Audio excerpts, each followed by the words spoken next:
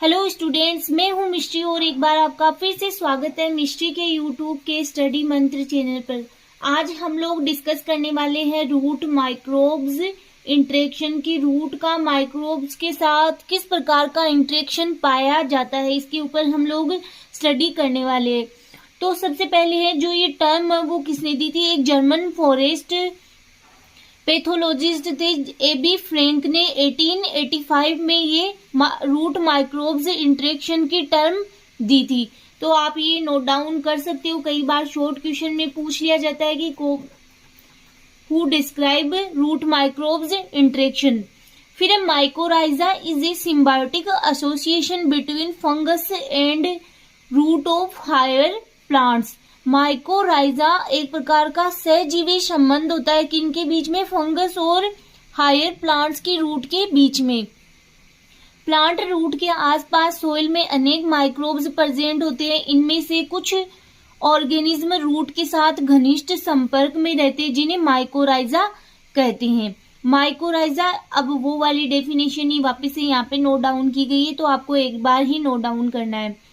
Both the partners benefit each other, कि जो fungus है और रूट है दोनों को ही बेनिफिट मिलता है इस प्रकार के एसोसिएशन में। तो यहाँ पे लिखा हुआ both the partners benefit each other, दोनों पार्टनर एक दूसरे को लाभ पहुंचाते हैं।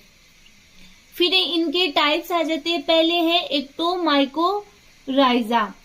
तो देखते हैं एक्टोमाइकोराइजा किस प्रकार से रूट के साथ में एसोसिएट होते हैं। एक्टोमाइकोराइजा is commonly called seething mycorrhiza.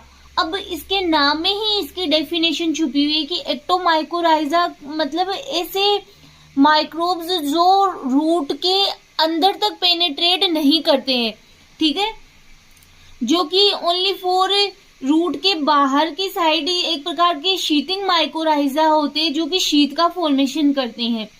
ये रूट के ऊपर फंगल शीट का फॉर्मेशन करता है। ये सेल को इंटरसेल्यूलर पेनिट्रेट नहीं करते हैं। ये सेल में एक नेटवर्क का फॉर्मेशन करते हैं जिसे हॉटिंग्स नेट कहते हैं।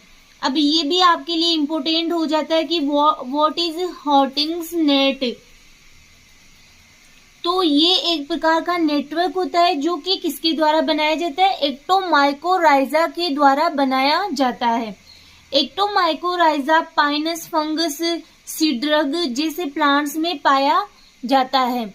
नेक्स्ट आप लोग देख सकते हो यहाँ पे एक डायग्राम बनाया गया है कि यहाँ पे दिखाया गया है कि इसमें एक्टोमाइकोराइजा किस प्रकार से शीट का फॉर्मेशन कर रहे हैं। ये बाहर की साइड है लेकिन ये इंटरसेल्यूलर पेनिट्रेट नहीं करता है, ये ओनली सेल को बाहर ही पेनिट्रेट करते हैं, ठीक है। तो आप ये डायग्राम बना सकते हो।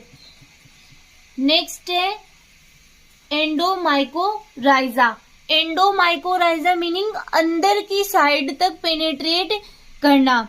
तो ये यहाँ पे आप देख सकते हो एंडोमाइकोराइजा के लिए भी एक लाइन डायग्राम बनाया गया है, तो आप इसे बना सकते हो कि ये अंदर तक पेनिट्रेट कर देते हैं कोर्टेक्स के अंदर जाकर, इस प्रकार के माइकोराइजा।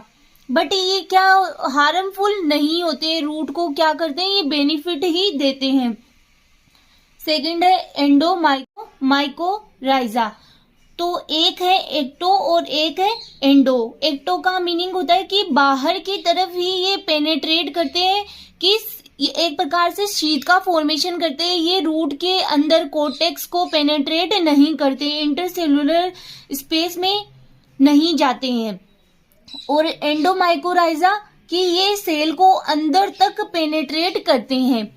तो यहाँ पे वो ही नोट डाउन किया गया है। एंडोमाइकोराइजा में फंगस प्लांट रूट के अंदर कोर्टेक्स में चले जाते हैं, कोर्टेक्स में सेल के इनर साइड चले जाते हैं। फॉर एग्जांपल है ऑर्किड एंड इरिकेसी फैमिली, ये 2 टाइप के माइकोराइजा बनाते हैं। एक तो होता है लेड, एक होता है नॉन लेड, परत युक्त एंड परत विहीन माइकोराइजा बनाते हैं।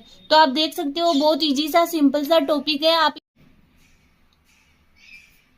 ये आप देख सकते हो एक डायग्राम बनाया गया है रूट के साथ में, इसमें दोनों टाइप के माइकोराइजा आपको दिखाए गए हैं। एक साइड है एंडोमाइकोराइजा एसोसिएशन, एक साइड है एक्टोमाइकोराइजा एसोसिएशन। एक्टोमाइकोराइजा में जैसा कि हम लोगों ने पढ़ा कि ये इंटरसेलुलर स्पेस में नहीं जाते हैं, ये सिर्फ रूट को बाहर से ही पेनिट्रेट करते हैं।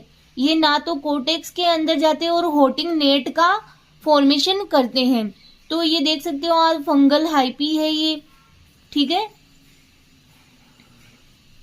तो आप नोट डाउन कर सकते हो। ये यहाँ पे देख सकते हो कि जो फंगल हाइपी है वो अंदर तक पेनिट्रेट कर रहे हैं, इसके इंटरसेलुलर स्पेस में भी जा चुके हैं और यहाँ पे अंदर तक इस रूट को पेनिट्रेट कर रहे हैं,